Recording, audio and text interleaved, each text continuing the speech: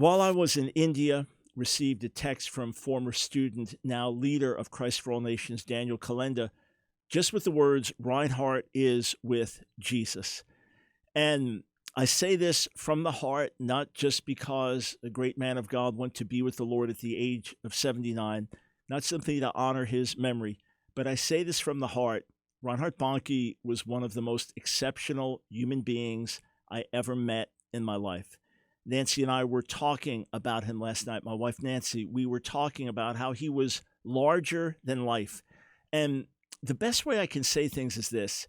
Nancy is not impressed by human beings. She just isn't. She's not impressed by me. She's not impressed by other well-known ministry leaders and things like that. We had the privilege of meeting many fine world leaders during our days in Pensacola during the Brownsville Revival.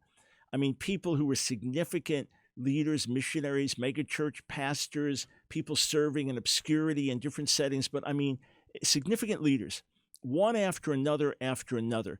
And not a one of them struck me as being hypocritical or just a professional or just into ministry for ministry. I mean, they were genuine people. We had great fellowship together. But there's only one that stood out to Nancy. And out of all the people we met during the days in Pensacola, it was Reinhard Bonnke. And when I talked to Nancy last night about it, I said, what was it that stood out? She said, there was just a complete lack of self-awareness. In other words, whatever God was doing through him, it was just God.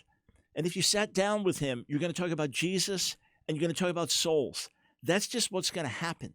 And there was the enthusiasm. My son-in-law, Ryan, remembers being in a restaurant with him and, they're coming through each going through, what do you want to order?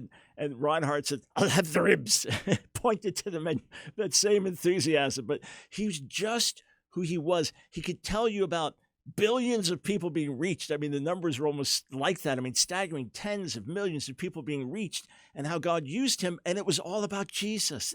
There was almost no consciousness of self in the midst of it. I know he was a human being, but it was so striking. And then it just turns out that I finished listening to his autobiography. I had it in ebook. Nancy had read it in a hardcover, 700 pages, something like that.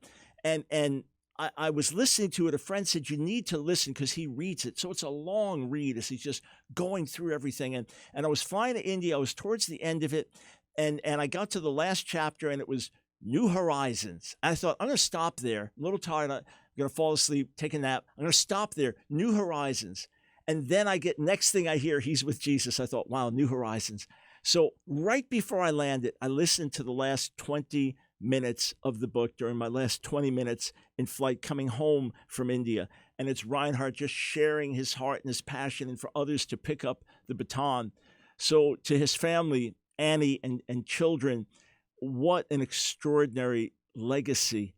I pray that God's grace and strength would be with you in this time of massive loss. I can't imagine the size of the hole that's left with his absence.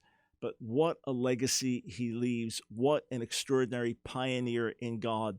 And, the amazing thing, it seems if he was talking to a king or a famous leader and he would just speak for the Lord. It's like he didn't see people as high and low. He just saw them as people. He was so God conscious that it changed the way he looked at people. And he sets an example for all of us. May the name and legacy of Bonnke forever draw attention to the name of Jesus. As he said, as he would go into a city and the people were chanting Bonnke, Bonnke, he would chant Jesus, Jesus. And Jesus is the one who's been lifted up with so many, many millions more indebted to his ministry than we'll ever know in this world.